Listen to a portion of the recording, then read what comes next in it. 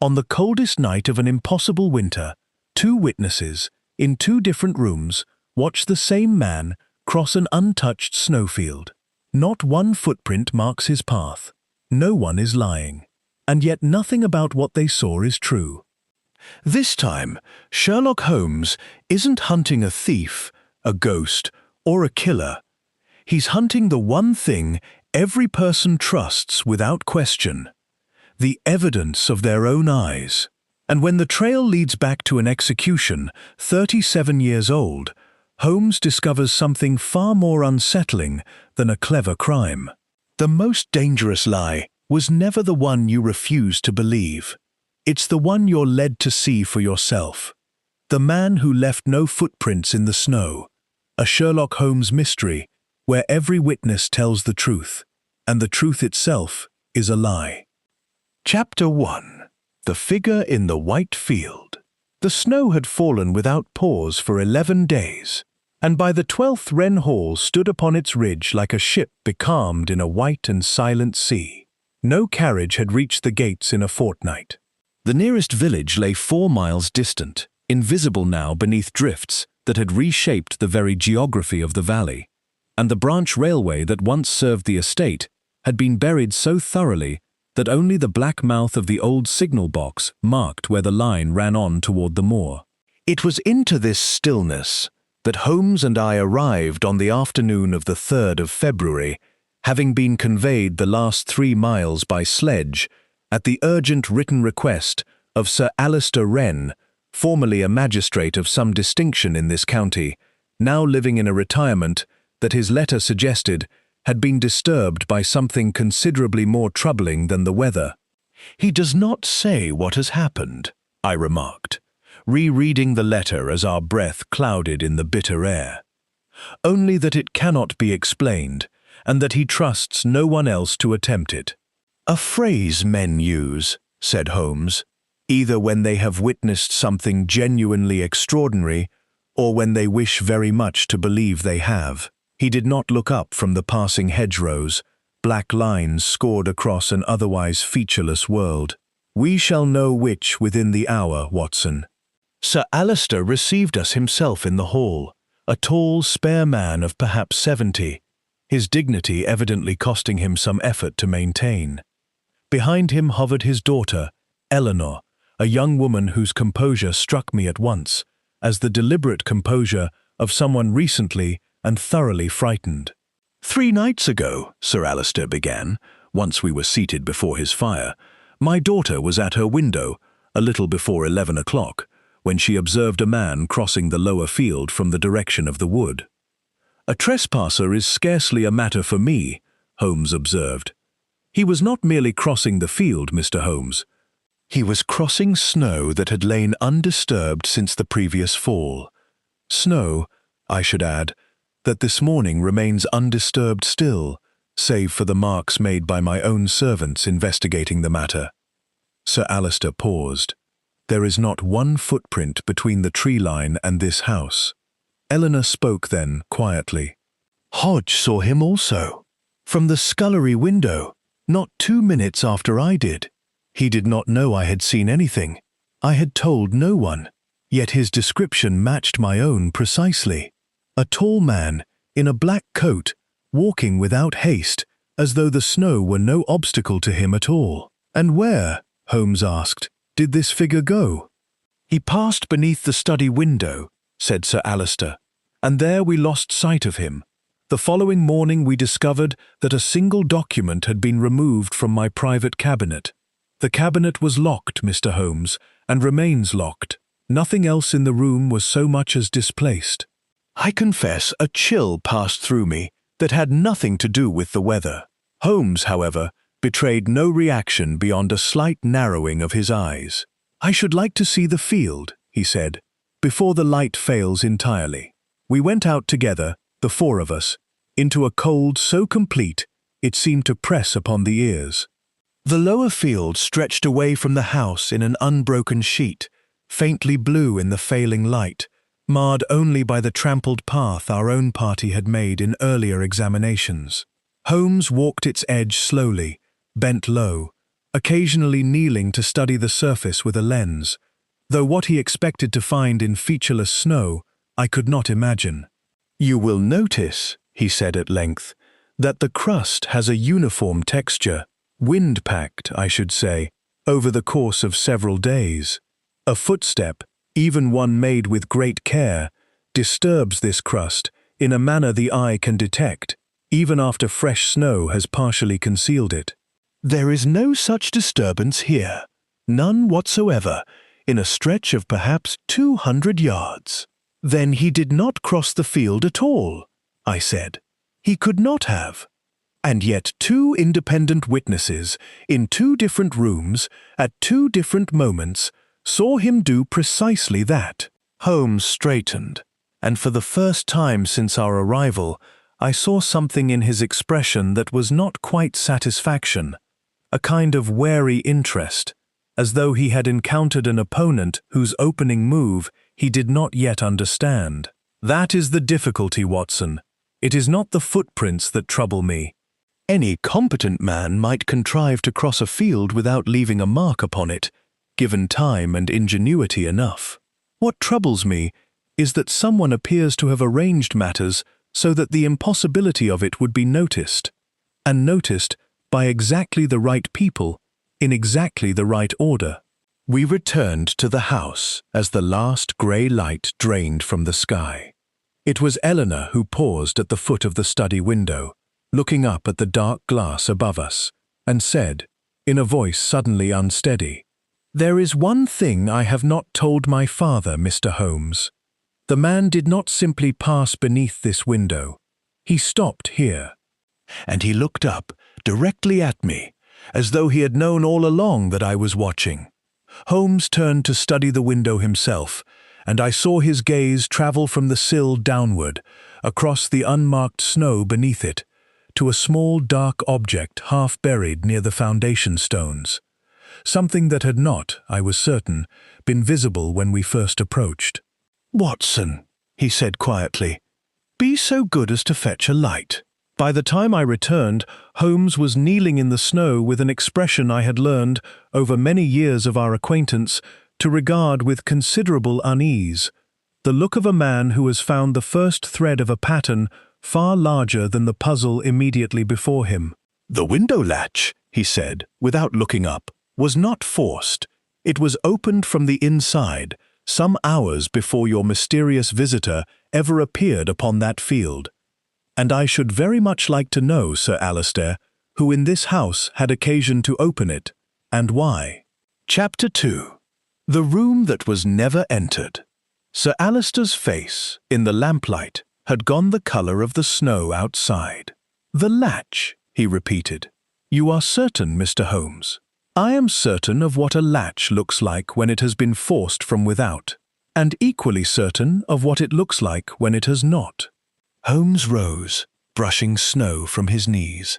"This one shows neither scratch nor strain. It was turned by a hand that had no need of haste." We went up at once to the study, a long, book-lined room, smelling of cold ash and older paper, dominated by a great mahogany cabinet against the far wall. Sir Alistair produced a key with visibly unsteady fingers. "Nothing else was disturbed," he said again, as though repetition might make the fact less strange. "Only the one document." Holmes did not go immediately to the cabinet. Instead, he crossed to the hearth, crouched, and studied the cold grate for a long moment. "You had a fire lit in this room on the night in question?" "I did not. I had retired early. A chill kept me from my usual hour of reading." "And yet—" Holmes drew from the ash a small quantity of soot, rubbing it between finger and thumb, his expression sharpening. "This is not the residue of coal, Sir Alistair. It burns differently. I should say tallow, or something very like it. Someone had a candle in this room, and recently, and did not trouble to conceal the fact from anyone who thought to look." He moved next to the bookshelf beside the cabinet, running his fingers along its edge, then withdrawing them dusted grey, save for a clean rectangle where the dust had plainly been disturbed. "Someone stood here," he murmured, "for some considerable time, long enough perhaps to wait." I confess my mind had already leapt to the obvious question, and I gave it voice. "Holmes, if no one forced the window, and no one forced the cabinet, then whoever took the document either possessed a key or was let in." "Or," said Holmes, "never needed to enter by any conventional means at all." He had moved to the wall behind the bookshelf and was now pressing his palm flat against the paneling, with the peculiar stillness he adopted when a thought had not yet fully declared itself to him. "Sir Alister, is this an outer wall? It backs onto the old servant's stair. Why do you ask?" "Because it is warm," Holmes said simply, "in a house where every other wall I have touched this evening is cold as the grave."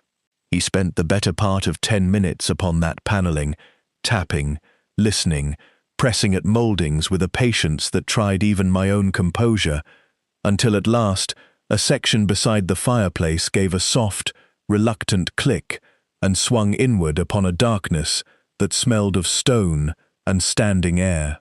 Eleanor, who had followed us up, gave a small involuntary sound.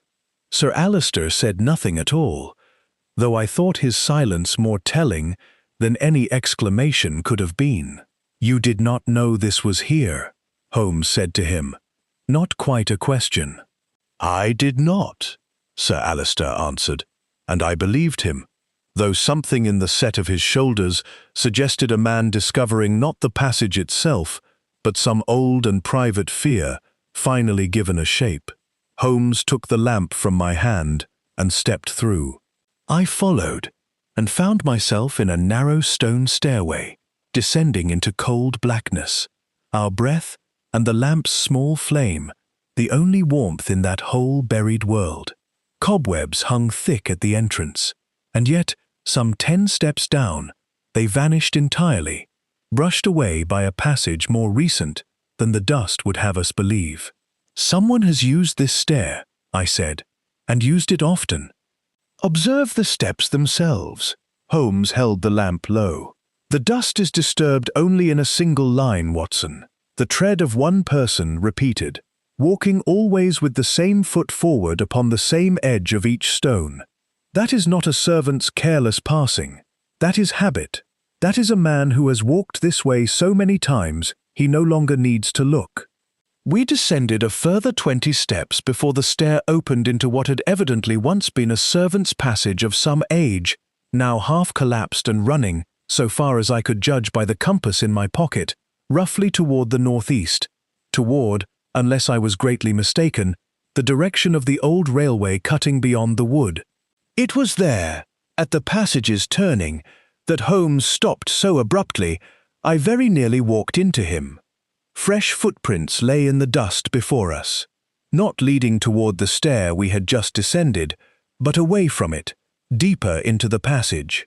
"Then he did come this way," I said, with some relief that the mystery, at least, was proving tractable after all.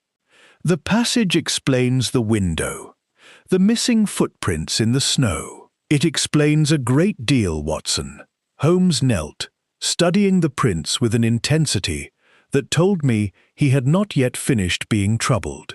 "And that is precisely what unsettles me.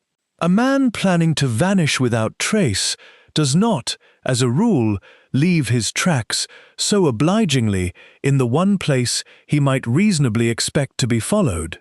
He looked up at me, and in the lamplight his eyes held that particular brightness I had come to recognize as the beginning, rather than the end, of a case. "I begin to suspect, my dear fellow, that we are not meant to discover whether someone came this way. We are meant to discover that they did, and I confess, I find myself wondering, for the first time this evening, who has arranged that we should be so satisfied so quickly. Chapter 3. The Road Beneath the Snow. We followed the passage for the better part of an hour, Sir Alister having declined, with an unconvincing excuse about his health, to accompany us further. The air grew colder rather than warmer as we advanced, and twice, Holmes paused to examine the walls, where old brickwork gave way, without warning, to a smoother, more modern construction. "Railway work," he said, running his fingers along the seam. "This was cut when the branch line was laid. A maintenance conduit, I should think, for drainage or for cabling, long since abandoned when the line itself fell into disuse. Sir Alister's ignorance of its existence does not surprise me in the least. Half the great houses of England conceal some forgotten passage or other, relics of builders who saw no reason to trouble their employers with such details. But someone was not ignorant of it." "No," said Holmes. "Someone has known it intimately, has maintained it indeed, against the winter's damp, for I find candle wax on this ledge no older than a week. And here," he stooped, drawing something pale from a crack in the stonework, a fragment of black cloth, caught upon a nail that any careless walker might have avoided, had he not been hurrying. We pressed on, and at length the passage widened into a low chamber, evidently once a maintenance recess for the railway's old signalling apparatus, for a rusted lever mechanism still stood against one wall, and through a narrow grate above us I could make out, faintly, the grey gleam of open sky. It was here that I noticed the second and more curious thing. Holmes, this mechanism is not entirely disused. I had laid my hand upon the lever without thinking, and felt, beneath the rust, a faint give that spoke of oil rather than decay. Someone has kept this working. Holmes came at once to examine it, and for a long moment said nothing at all, which I had learned over the years to regard as more significant than any exclamation. A signal mechanism, maintained in secret, beneath a house isolated by snow, connected by a private passage to a locked study from which a single document has vanished. He spoke slowly, as though testing each fact against the others for a fit that continued to elude him. "Watson, I begin to think we have been solving the wrong half of the puzzle rather energetically." We climbed at last through a second stair, steeper and more recently cleared of debris than the first, and emerged, to my considerable surprise, not within the grounds of Wren Hall at all, but well beyond its walls, amid the ruined stonework of the old railway cutting itself, the abandoned signal box rising black and silent against the last grey light of evening. The relief of open air, after so long underground, was considerable, and I confess I permitted myself a moment simply to breathe it, before Holmes's low exclamation drew me sharply back to the matter at hand. He was crouched some 15 feet from the passage mouth, where the snow lay thinner beneath the shelter of the cutting stone wall, and where, unmistakably, freshly, undeniably, a set of footprints led away from us toward the house, along a line that would bring their maker, I judged, to a position very near the lower field, where Eleanor Wren had first seen her impossible visitor. "These were made hours before your mysterious gentleman was ever seen crossing that field," Holmes said quietly, measuring the stride with his hand. "Long before 11 o'clock, Watson. I should say nearer to 9, judging by how the light snow of the afternoon has settled into the impression." "Someone came this way first.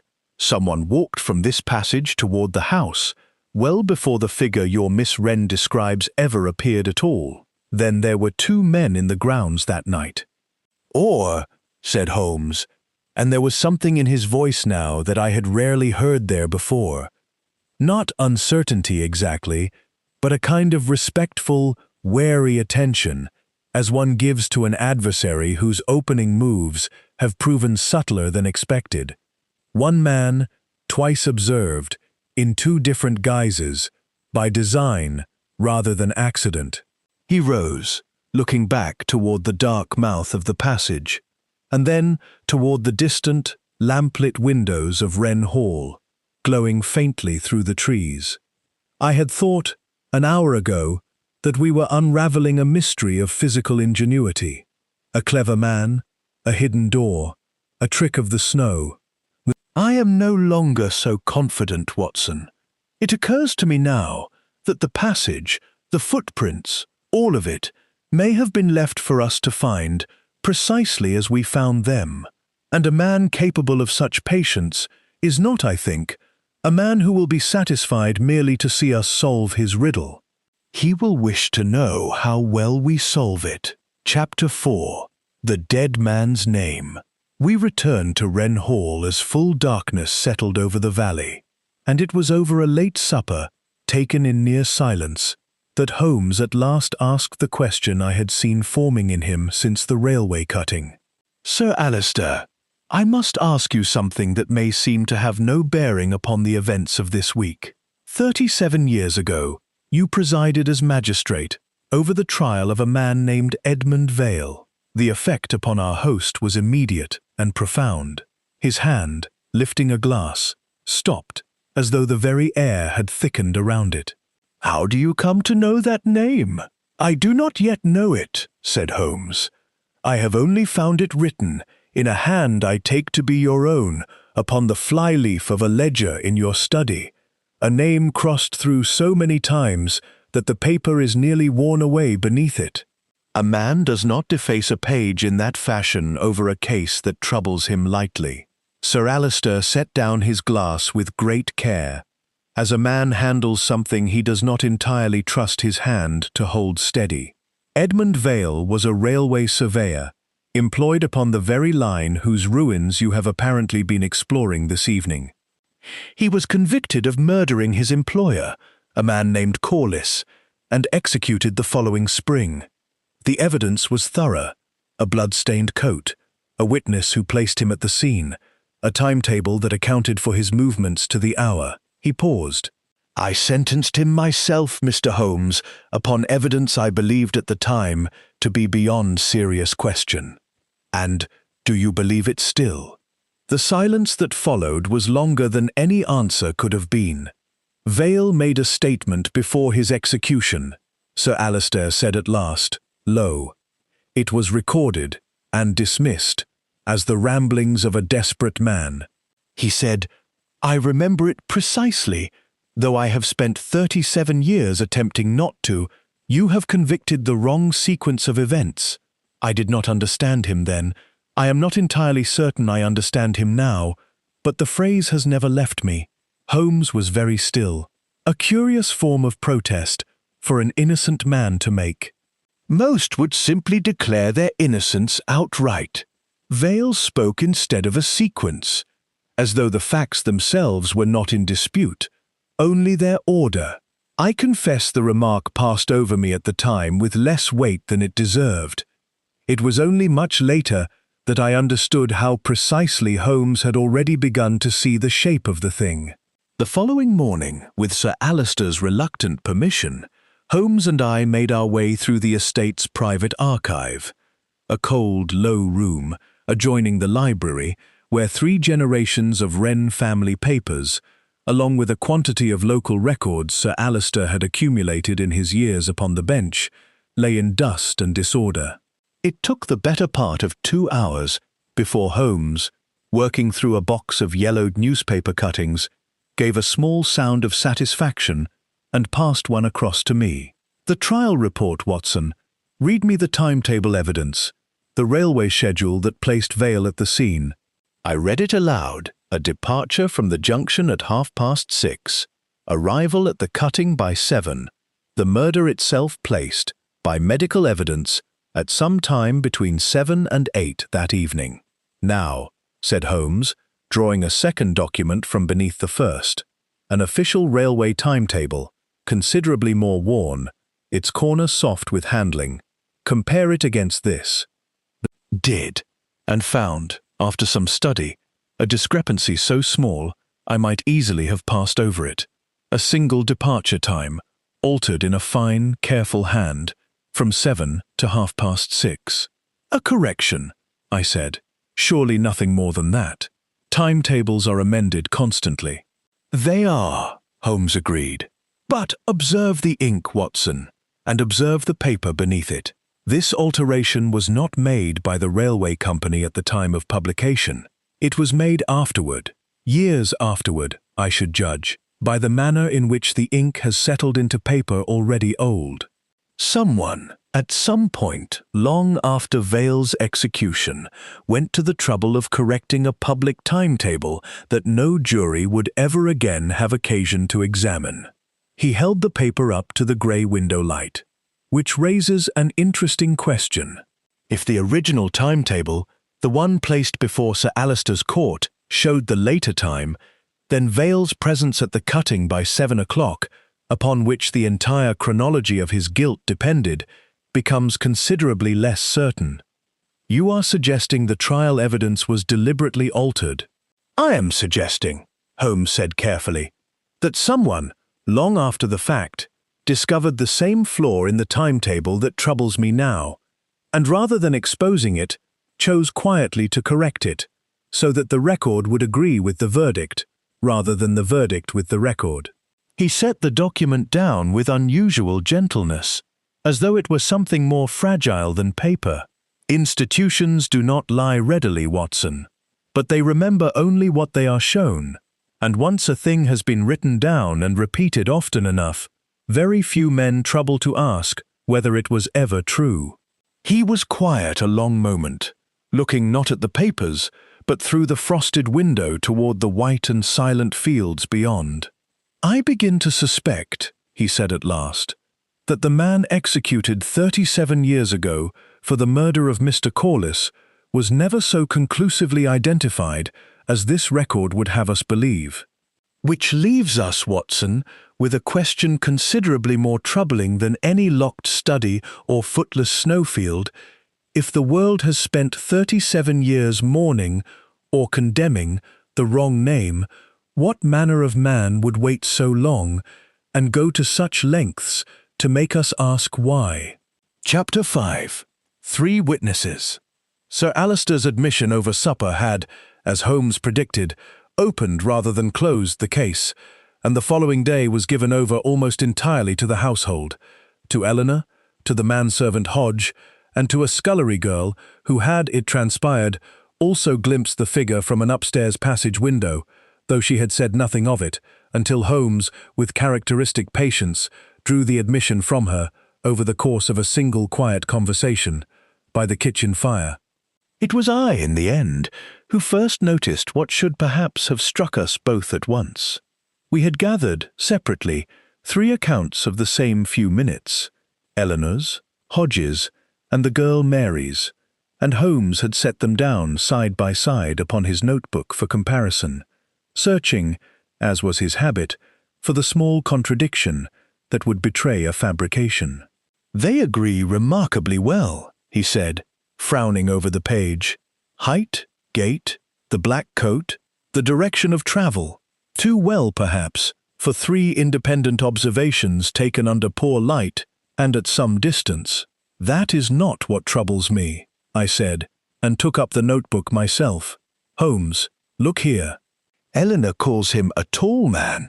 Hodge calls him a gentleman. Mary calls him a black-coated stranger. 3 different words, from 3 people who claim to have seen the same figure clearly enough to be certain of his identity. And not one of them, in all these pages, has said a single word about his face.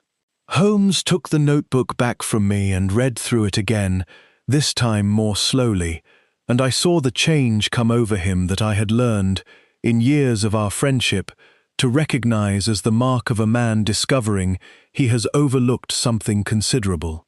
You are quite right, he said at last, and there was no false modesty in the way he said it. I asked each of them what they saw. I did not think, until this moment, to ask what they did not see. And a face, Watson, is the very first thing any honest witness reports, however dim the light, however brief the glimpse. A stranger crossing a snowfield at 11 o'clock at night is remembered first, and above all, by the shape of what frightened them. And nothing here frightened anyone by his face, only by his coat, his height, his manner of walking. We went to Eleanor together, and Holmes put the question to her directly, gently, but without evasion. Had she, in fact, seen the man's face at all? She was silent a long moment, and when she answered, her voice had lost some of the certainty it had carried the previous evening. "I believed I had," she said slowly. "I have thought of little else these 3 days, and each time I try to recall it, the face seems clearer to me. And yet, now that you ask me so plainly, Mr. Holmes, I find I cannot tell you the color of his eyes, or the shape of his jaw, or anything at all that I did not perhaps already expect to find there." "Expect?" Holmes repeated softly. "And who, Miss Wren, put that expectation into your mind?" She could not say, nor, when pressed, could Hodge account for his own certainty beyond a vague insistence that the figure had seemed, somehow, familiar, a word he could not explain and plainly found unsettling to have used at all. That evening, seated before the library fire while snow ticked faintly against the window panes, I set my thoughts before Holmes as plainly as I could. "They are not lying to us," I said. "I would stake a good deal on that. Each of them believes absolutely in what they report. And yet none of them can produce the one detail that ought to be plainest of all." "Which suggests," Holmes said, watching the fire, "that they did not, in truth, independently identify a man at all. They observed a shape, a coat, a height, an hour, a direction, and something, or someone, supplied the rest.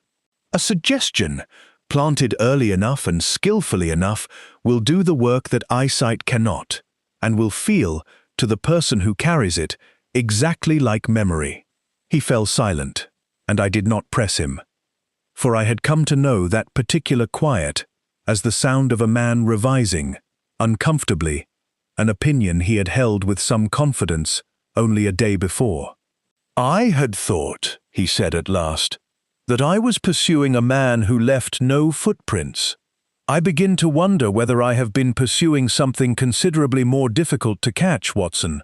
Not a man's movements at all, but the shape of an idea, planted with great care in 3 honest minds, until each of them became certain of a face that none of them ever truly saw." He looked up at me then, and for the first time since our arrival at Wren Hall, I saw in his expression something closer to unease than curiosity. "They did not see the same man," I said slowly, working the thought out even as I spoke it. "They saw the same idea." Holmes said nothing for a long moment. Then he rose, crossed to the window, and stood looking out at the dark and silent snow, as though it might, if he watched long enough, consent finally to explain itself. Chapter 6. The Man Who Knew Too Much. It was Eleanor who first mentioned the name, almost in passing, the following morning at breakfast. "You must forgive the state of the house, Mr. Holmes. We have had rather more callers than usual for a winter such as this. Dr. Vane has been a frequent visitor. He took rooms at the old rectory before the snows closed the roads, and has been kind enough to attend upon my father's health ever since." "Dr. Vane," Holmes repeated, with no more than a physician's ordinary interest. "A local man? A lecturer, I believe, on matters of medicine and the mind, memory, perception, that sort of study. He has been writing a book, he tells us, though he is far too modest to say much of it. He is expected to call again this afternoon, weather permitting." I thought little of it at the time, occupied as I was with the previous evening's unsettling conclusions, but I noticed that Holmes, for the remainder of the meal, asked no further questions on the subject at all, which I had learned, over the years, to regard as considerably more significant than if he had asked a dozen. Dr. Silas Vane arrived a little after 2 o'clock, on foot, having walked the last mile from the rectory, with an ease that suggested a man thoroughly accustomed to winter. He was perhaps 45, spare and dark, with a manner so immediately courteous that I found myself liking him before he had done more than remove his coat. He greeted Holmes with evident and unfeigned pleasure. "Mr. Sherlock Holmes, under this roof, I confess I had hoped, when I heard of Sir Alister's difficulty, that he might think to send for you. I have read a good deal of your methods, sir, though I had never thought to witness them at first hand. You have the advantage of me, Doctor. I understand you study the workings of memory. Among other things, Vane smiled, settling himself by the fire with the unhurried ease of a frequent guest. It is a subject that repays close attention, and receives, I find, remarkably little of it. Men trust their memories as they trust their eyesight. Absolutely, and almost always without cause. An interesting position for a physician to hold before witnesses in a criminal matter, Holmes observed, watching him with a stillness I recognized well. Is it a criminal matter? Vane's eyebrows rose, mild and genuinely curious. I had understood only that something inexplicable occurred upon the lower field. Inexplicable things need not always be criminal, Mr. Holmes, though I grant you, they very often prove to be one or the other, rarely neither. The conversation continued in this fashion for some while, ranging pleasantly over the peculiarities of the case, and I confess I found myself, more than once, forgetting entirely that we sat in the house of a family under some manner of threat, so easy and companionable was Vane's discourse. It was only when Holmes turned the talk, quite casually, toward the old railway and its history, that I noticed a certain quality entering the doctor's replies, not evasion precisely, but a care, a measuredness, as of a man choosing each word from among several he might equally have used. You know the district well, then, Holmes said. I have made something of a study of it, yes. The old branch line has always interested me. There is a melancholy in disused things, Mr. Holmes, do you not find? A railway that no longer runs is a very strange sort of ghost. It remains entirely real. The rails, the stone, the signal boxes, and yet it no longer does the one thing a railway exists to do. I sometimes think memory is very much the same. The apparatus remains. Only the function has been quietly abandoned. You have perhaps heard, then, of the old Corliss case, Holmes said, with no change whatever in his tone. The murder of a railway official some 37 years past, and the conviction that followed. For the first time, Vane was silent a moment before answering. Not long, no longer than courtesy might allow for reflection, and yet I saw Holmes mark it. I have heard something of it, Vane said at last, evenly. A sad affair, as I understand, though sad affairs from 37 years ago are rather thick upon the ground in any county with a history worth the name. He looked up and met Holmes's gaze directly, without the smallest flicker of unease. Why do you ask, Mr. Holmes? Surely you cannot imagine a connection between an old execution and a set of footprints missing from the snow. I imagine a great many things, Doctor. It is rather my profession to imagine them, and then discard the great majority as unworthy of further attention. And this one has not yet been discarded. Vane laughed, a short, genuine sound, and rose to take his leave shortly after, professing an engagement before the light failed. But at the door, drawing on his gloves, he paused and turned back with an expression I found, on later reflection, considerably more difficult to read than his easy manner had suggested. May I put a question to you, Mr. Holmes, in the spirit of my own poor study? Suppose a witness, an honest witness, mind, with no cause whatever to deceive you, had been told, before he ever saw a thing, precisely what he ought to expect to see. Would you trust his account of what followed? I should trust it a great deal less, Holmes said, than I would trust the account of a man who had been told nothing at all. Just so, said Vane softly. Just so, Mr. Holmes. It is refreshing to speak with a man who understands the difficulty so precisely. And with a final courteous bow to Eleanor, he was gone into the failing light, his figure dwindling quickly against the enormous white silence of the fields.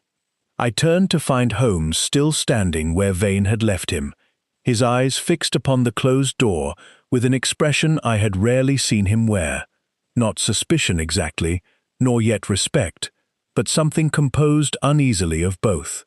"A remarkable man," I said. "A very remarkable man," Holmes agreed, and there was something in his voice that made me look at him more closely. "Watson, that question was not idle curiosity. It was very nearly a confession, offered, I think, quite deliberately, in a form he knew I could not yet act upon." He turned from the door at last. "He has been waiting, I believe, for me to ask him precisely the question he has just asked me. Which means, my dear fellow, that whatever we are investigating in this house, Dr. Silas Vane has known the shape of it a very great deal longer than we have, and has been watching, with no small interest, to see how long it would take us to catch him up." Chapter 7. The Document That Lied. The storm returned that night with a violence the previous days had not shown, and by morning, Wren Hall stood more thoroughly cut off than ever, the last visible track from the Rectory Road erased as though it had never existed. It was, Holmes remarked over breakfast, a singularly convenient piece of weather for anyone who wished the household's attention fixed entirely upon itself. We spent the morning upon the one piece of physical evidence that remained, in the strictest sense, unaccounted for, the missing document itself. Sir Alister had described it, reluctantly, as a deposition connected with the old Corliss case, precisely which he seemed unwilling or unable to say with any exactness, and Holmes did not press him further, choosing instead to examine what evidence the empty cabinet itself might yield. "You said, Sir Alister, that nothing else in the cabinet was disturbed." "Nothing. I keep a careful inventory in my own head, if nowhere else, of what that cabinet contains. I could tell you, within a page or two, where every paper of consequence has lain these 20 years. Then perhaps you can tell me this." Holmes drew out the adjoining folder, laying its contents upon the desk. "Here is a receipt, dated some 11 years past, acknowledging the deposit of a sealed legal paper into your keeping, described, in your own hand, as the Corliss deposition, sealed by order of the court. And yet the document that has vanished from this cabinet was not sealed at all when your daughter discovered its absence. It lay loose, among your ordinary correspondence, as though it had been placed there, recently, and for a purpose." Sir Alister's face, already pale, went whiter still. "That cannot be. I have never broken that seal in my life." "Then someone else has broken it for you," Holmes said, and returned the document to a place where it might be conveniently discovered missing. "For a document cannot be stolen, Sir Alister, with quite the same dramatic effect, if no one has first ensured it is sitting where a thief may easily find it." He turned the receipt over, studying the ink with his lens, and I saw his expression sharpen in the particular way that told me he had found something he had, perhaps, half expected.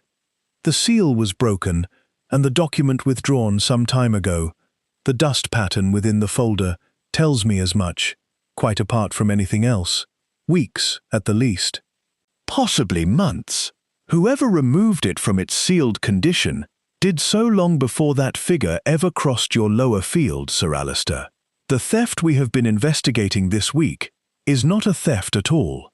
It is a performance, the final and most visible act in a play whose earlier scenes were staged for no audience but the thief himself.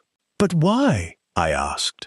"Go to such trouble merely to be seen stealing something you had already taken?"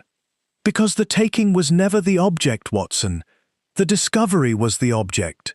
Holmes set down the receipt and looked toward the frosted window, beyond which the storm still beat upon the glass.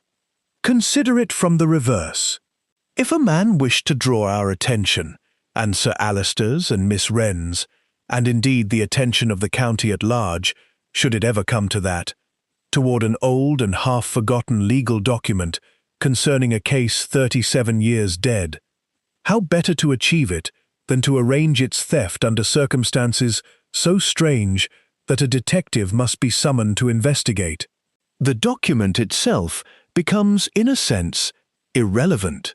It is the manner of its disappearance that does the work, for that manner compels precisely the kind of inquiry into old records and older trials that no one would otherwise have troubled to make.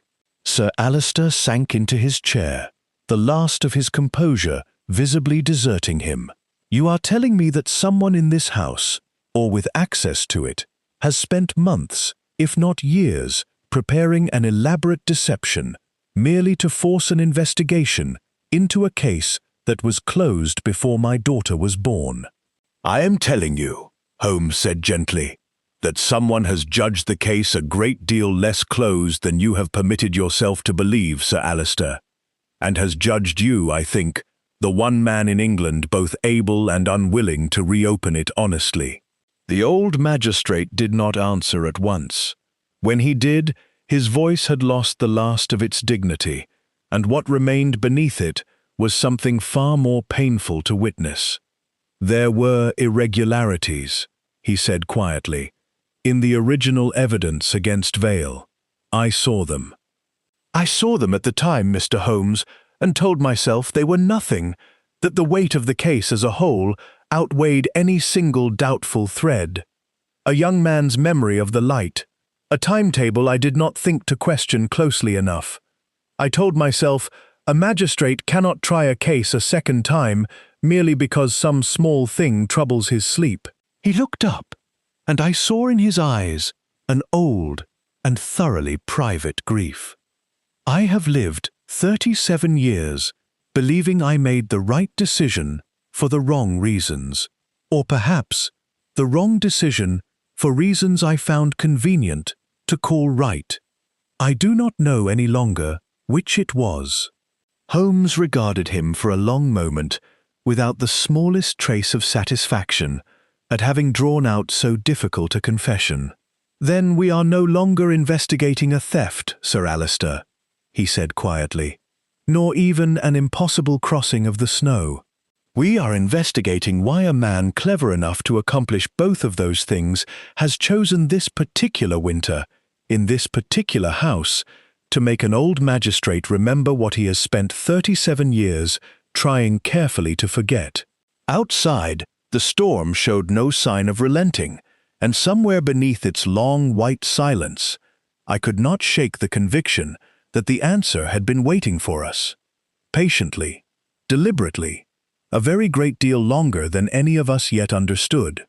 Chapter 8. The Brother. The storm trapped us at Wren Hall for 2 further days, during which the ordinary business of the household continued in a strange, muted fashion, as though everyone beneath that roof had silently agreed to postpone the asking of certain questions until the weather permitted an answer to be verified. Holmes spent the greater part of those days in the archive, and I saw little of him save at meals, where he ate abstractedly and said less than was usual even for him. It was on the 3rd morning, the wind having finally dropped to something short of a gale, that Dr. Vane returned, this time, I noted, without having been sent for. He was shown into the library, where Holmes and I sat with the old newspaper cuttings still spread across the table between us, and I saw at once that something in his bearing had changed. The easy courtesy remained, but beneath it now lay a kind of readiness, as a man carries himself when he has resolved, at last, to say a thing he has long rehearsed. "You have been thorough, Mr. Holmes," he said, glancing at the papers. "I confess, I expected nothing less." "You expected it," Holmes said, "because you arranged that I should be given every opportunity to be thorough." "The passage beneath the study, Doctor," maintained, "I think, by someone with a private key to the old signal box, and a private reason for wishing that particular route kept clear through a hard winter. The timetable, corrected in a hand that took some pains over its forgery, though not, I think, out of malice, out of something closer to grief, carefully governed. The document, unsealed months before it was ever reported stolen. Even the witness's testimony, which agrees remarkably well upon every point a man might learn second-hand, and remarkably poorly upon the one point, a face that only direct sight could have supplied. Vane inclined his head slightly, neither confirming nor denying, and drew a chair to the fire, as though he had been invited to sit, which in the strictest sense he had not. "Suppose," he said, "every witness told you the truth. What if the lie existed somewhere else entirely, not in what was seen, but in what the seeing was permitted to become?" "You asked me that question once already," Holmes said, "at this same door, some days ago. I did not answer it then, because I had not yet earned the right to. I believe I have now." "Then answer it." "The lie," Holmes said slowly, "was never that a man crossed an impossible field. The lie was that his crossing meant what everyone in this house was encouraged to believe it meant, that a dead man had returned. No one needed to invent a ghost doctor. They needed only to arrange for 3 honest people to see a shape, a coat, a manner of walking, and to plant, beforehand, the single name that shape ought to suggest. The rest memory supplied unassisted, and memory, once it has supplied a thing, defends it as fiercely as if it had been fact from the very beginning." Vane was silent a long moment, watching the fire. When he spoke again, something of the physician's careful reserve had gone out of his voice. "My name," he said, "is not entirely my own, Mr. Holmes, though I have carried it honestly enough these 20 years. I was born Silas Vale. Edmund Vale was my elder brother. I do not think, in all the years I knew him, that I ever saw Holmes receive a confirmation with less surprise and more sorrow than he showed in that moment. I was 11 years old when they hanged him," Vane went on, his gaze fixed upon the flames. "Old enough to understand what had happened, too young to be believed when I said it could not be true. My mother spent the last years of her life writing letters to men who would not read them. I spent mine, Mr. Holmes, learning to understand precisely why intelligent people believe things that are not so, because I came, very early, to suspect that my brother's death was one of them, and I wished above all things to understand how such a thing could be permitted to happen to an innocent man in a country that prided itself upon its justice." "And in your studies," Holmes said quietly, "you found your answer." "I found the timetable discrepancy 11 years ago," Vane said. "I found the irregularity in the identification of the body 8 years ago. I found, 4 years past, evidence that the man hanged in my brother's name may never have been positively confirmed to be my brother at all, that the body was received, processed, and buried with a haste the circumstances did not strictly require. His hands, I noticed, had tightened upon the arms of his chair. I took what I had to 2 barristers, 1 newspaper, and a member of Parliament, Mr. Holmes. Each of them heard me courteously. Each of them explained, with perfect civility, that a case closed 37 years, with a signed confession of guilt from public opinion, if not from Edmund himself, could not be reopened upon the private conviction of a grieving brother, however carefully documented. So, you resolved, Holmes said, to make the case reopen itself. I resolved, Vane said, to demonstrate, to the one mind in England I judged capable of following the demonstration honestly, precisely how a false certainty is built. Not through lies, Mr. Holmes. Lies are clumsy, and clumsy things are caught. Through arrangement. Through allowing true observations to fall, of their own apparent weight, into a false pattern, until even the most rigorous intellect in the country found himself, for a little while, believing that a dead man might have walked across the snow. He looked up, and for the first time I saw something unguarded in his face. Not triumph, but a kind of exhausted hope. I did not summon my brother's ghost, Mr. Holmes. I summoned your certainty. I needed to know whether a story built with sufficient care could deceive even you, because if it could, then I would finally understand how it deceived 12 honest jurymen and 1 honest magistrate, 37 years ago, without a single one of them ever believing himself dishonest. The library had gone very quiet, the fire snapping softly in the silence that followed. I found I could not, in that moment, decide whether the man before us was the most dangerous person I had encountered in all our years of such cases, or merely the saddest. Holmes rose slowly and crossed to the window, looking out at the white and endless fields, before he spoke again. "You have frightened a young woman half out of her senses, Doctor. You have compelled an old man to relive the worst failure of his career. You have, I do not doubt, endangered a great deal more than you have yet admitted to. Whatever injustice was done your brother, and I confess I begin to believe some injustice was, does not answer for what you have done to the living in pursuit of proving it." "No," Vane agreed, without flinching. "It does not. I have not imagined that it would." "Then we are not yet finished," Holmes said. "You and I. You have shown me how the false certainty was built. You have not yet shown me what actually happened 37 years ago. And I think, Doctor, that for all your patience, you want very much for someone finally to be told." Chapter 9. The wrong death. Vane did not answer at once. He rose instead, and from within his coat produced a small, worn notebook, bound in black leather, gone soft with handling, which he set upon the table between us, with the careful reverence of a man surrendering something he had guarded a very long time. "My mother kept this," he said. "Prison records, so far as a family was ever permitted them. Correspondence, a physician's private note, obtained at considerable cost, describing the condition of my brother in the weeks before his execution. He did not open it himself. I ask only that you read it before you judge how much of what I have done was vanity and how much was necessity."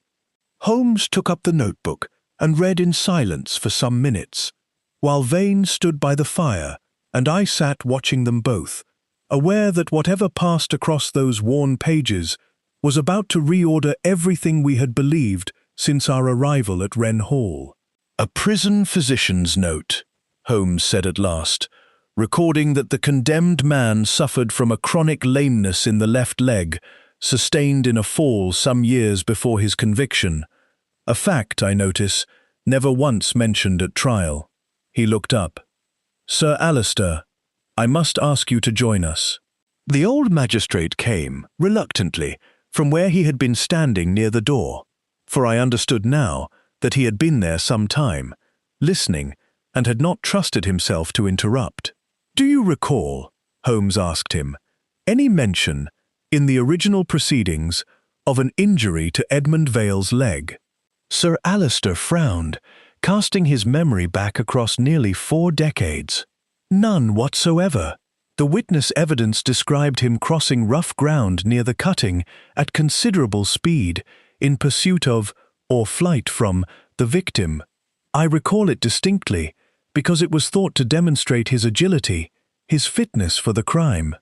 "Then the man your court convicted," Holmes said quietly, "was not lame, and the man Dr. Vane's mother visited in prison in the final week before the execution quite certainly was, for the physician's note describes him unable to stand unassisted for any length of time." He set the notebook down. "Sir Alistair, either the trial testimony was mistaken as to the physical capability of the man in the dock, or the man in the dock at trial," Vane said, very quietly, "was not the same man who was hanged in his place a fortnight later." The silence that followed was total. "There was a fever in the prison that spring," Vane went on, when no one else spoke. "It is a matter of public record. 3 deaths among the remand prisoners in as many weeks. My mother was told, when she came to collect what remained of my brother's effects, that his final days had been difficult, that he had declined rapidly. She assumed illness. She assumed grief. She did not think, until years later, until I found this note among her papers after her death, to ask why a man convicted for his agility should, within a fortnight, be recorded as unable to walk. You believe, Holmes said carefully, that your brother died of the prison fever before his sentence could be carried out, and that someone, for reasons we have yet to establish, arranged for another man's execution to be recorded in his name. I believe it is possible, Vane said.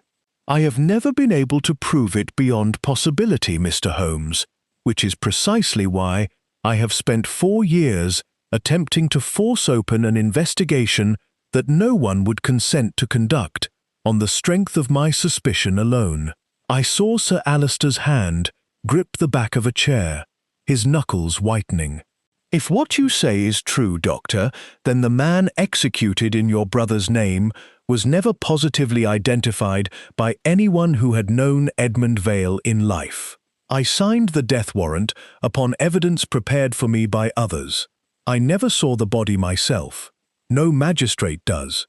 And if Edmund Vale did not die that spring, Holmes said slowly, working the thought through even as he spoke it, then somewhere in the years since, either he lived on under another name, forever unable to clear his own record without exposing the very substitution that had, in its horrible way, spared his life, or he died regardless of the fever that had already claimed him. And the question that has haunted this house for a week is not whether a dead man walked across the snow, but whether the man your court believed it hanged was ever, in any sense that matters, the man actually convicted at all. Vane's composure, held so carefully through every previous exchange, wavered at last.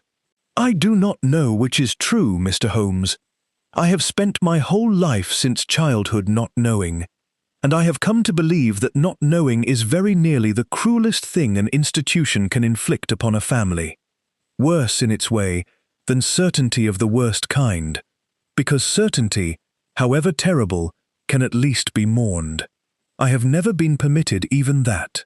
Holmes was quiet for a long moment, and when he spoke again, his voice had lost the sharpness of pursuit and taken on something gentler, though no less exacting. There is one thing more I require of you, Doctor, before I can tell this house what I believe truly happened here. You have shown me a physician's note, a prison record, a mother's grief.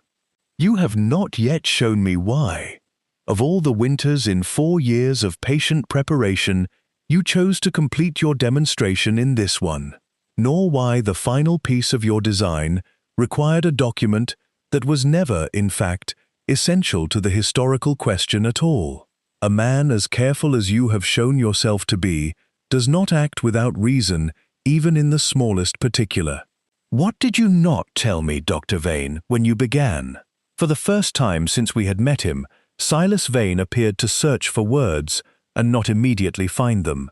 And in that hesitation, brief as it was, I saw Holmes's expression sharpen with the particular, quiet intensity of a man who has, at last, located the final thread of a pattern he had been assembling for the better part of a week.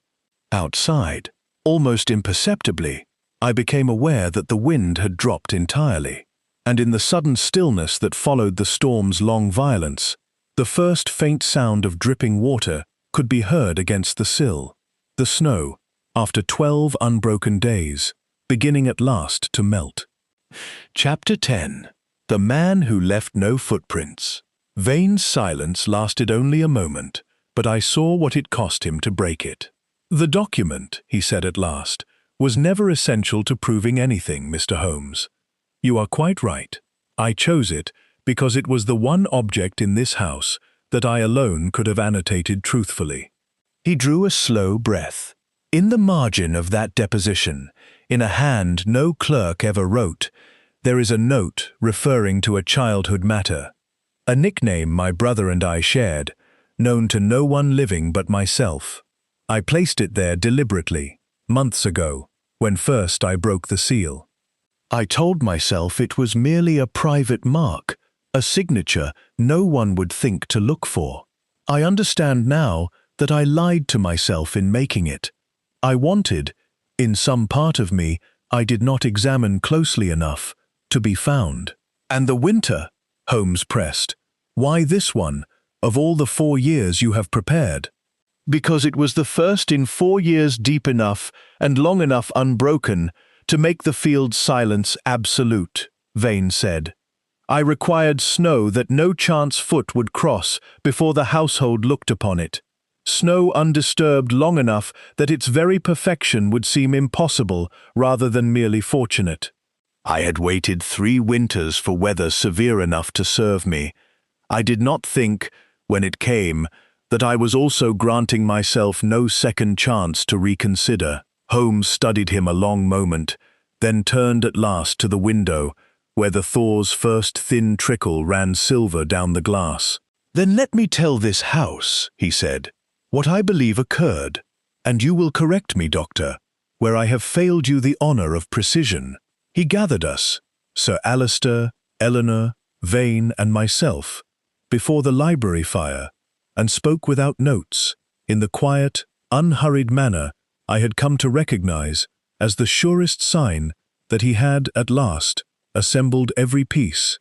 37 years ago, a young surveyor named Edmund Vale was convicted upon evidence that was honestly gathered and honestly believed, and which nonetheless rested upon a timetable subtly mistaken as to the hour, and upon a witness identification made in poor light and never afterwards seriously challenged.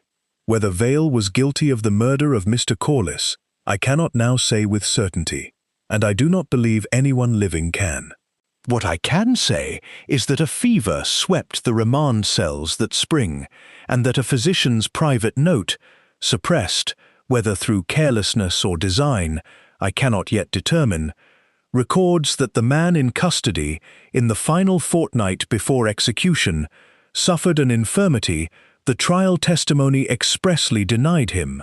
Either the record is in error, or the man hanged for Edmund Vale's crime was not, in the final accounting, entirely certain to have been Edmund Vale at all. Sir Alistair had gone very still, his eyes fixed upon the fire. "Dr. Vane," Holmes continued, "having spent his adult life attempting, through every proper channel available to him, to have this doubt seriously examined, and having been courteously refused at every turn, resolved at last upon a different method. He constructed, with great patience and considerable skill, a demonstration rather than an accusation. An underground passage, long forgotten, maintained in secret against the winter's damp.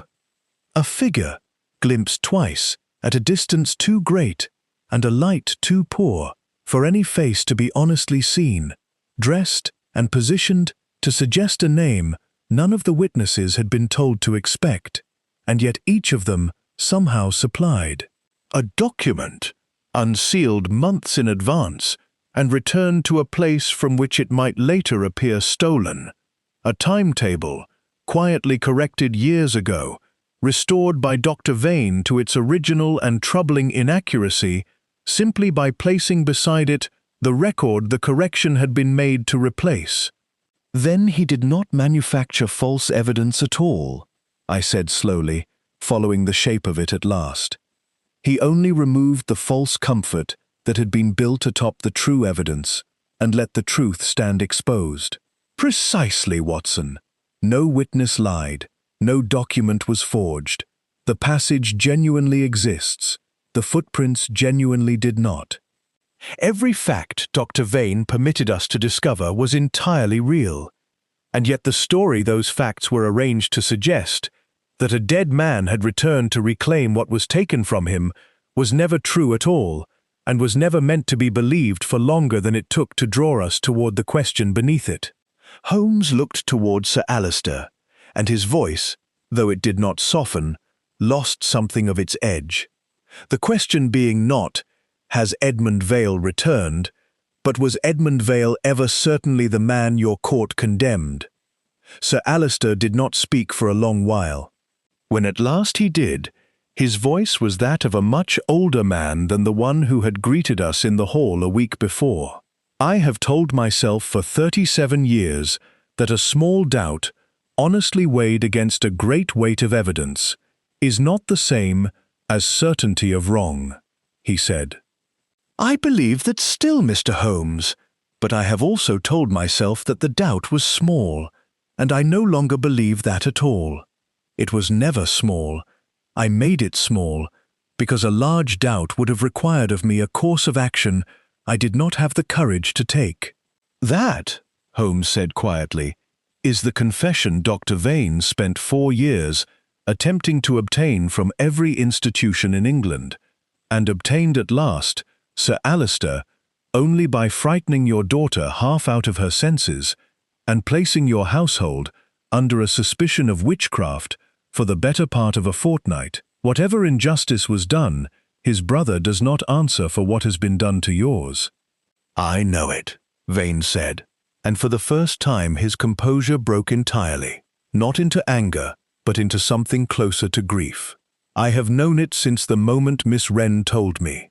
She does not know she told me, for I asked it as a physician's idle question, that she had begun to dream of a face she could not otherwise describe. I understood then what I had done to an innocent young woman in pursuit of a truth 37 years buried, and I could not stop, because I did not know any longer how to stop, without the whole of it having been for nothing. He looked to Eleanor. I am sorrier for that, Miss Wren, than for anything else in this long and wretched design.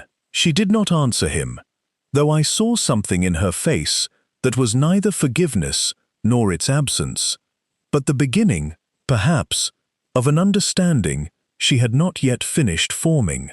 Matters, when they came quietly, and I shall not set down here the particulars of what followed in the weeks after. The reopened inquiry, conducted with far less publicity and far more reluctance than the case deserved. The eventual, carefully worded acknowledgement that the identification of the executed man had never been established beyond reasonable doubt. The silence, more painful than any verdict, that answered the question of where Edmund Vale himself might finally have died, and under what name, and whether he had ever known that his brother spent a lifetime trying to give him back his own.